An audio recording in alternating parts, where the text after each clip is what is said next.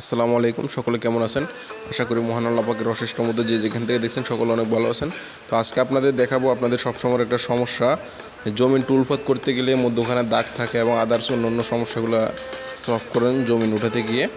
তো সেই সমস্যাটা আজকে ইনশাল্লাহ আর্টকেম সফটওয়্যারের মাধ্যমে সমাধান করে দিব, যে আপনারা কীভাবে সঠিক নিয়মে জমিনগুলো টুলপাত করবেন। তারপর আপনাদের জমিনের যেই আউট এরিয়া, তো সেই আউট এরিয়াটা আপনারা সিলেক্ট করে নেবেন। সিলেক্ট করে নেওয়ার পরে দিয়ে আপনারা টুলপাত থেকে এরিয়া ক্লিয়ারেন্সে চলে যাবেন। তো এই এরিয়া ক্লিয়ারেন্সে যে আপনাদের নির্দিষ্ট যে পরিমাণ ডিপ দেওয়া লাগে, তো সেই ডিপটা আপনারা এখানে দিয়ে দিবেন। এখান থেকে আপনাদের কাঙ্ক্ষিত যে টুলসটা, সেই টুলসটা আপনারা সিলেক্ট করে নেবেন।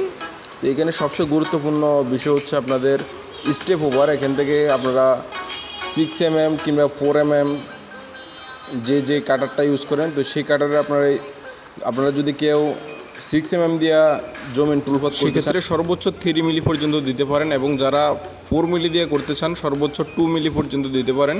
এবং আপনারা যারা 8 মিলি কাটার ইউজ করবেন তারা অবশ্যই আমার সেটিংসটা দিয়ে রাখবেন। 8 মিলি কাটারের জন্য আপনারা সর্বোচ্চ 5 মিলি দিবেন, অফসেট আউটসাইড দিয়ে আপনারা ওকে করবেন। তো এখন আমাদের ফাইলটা হয়ে গেছে, এখন আমরা সেভ দিচ্ছি। তো JOMINE জমিন দিয়ে আমরা ডেস্কটপে ফাইলটা সেভ দিয়ে দিলাম। ধন্যবাদ, সকলে ভালো।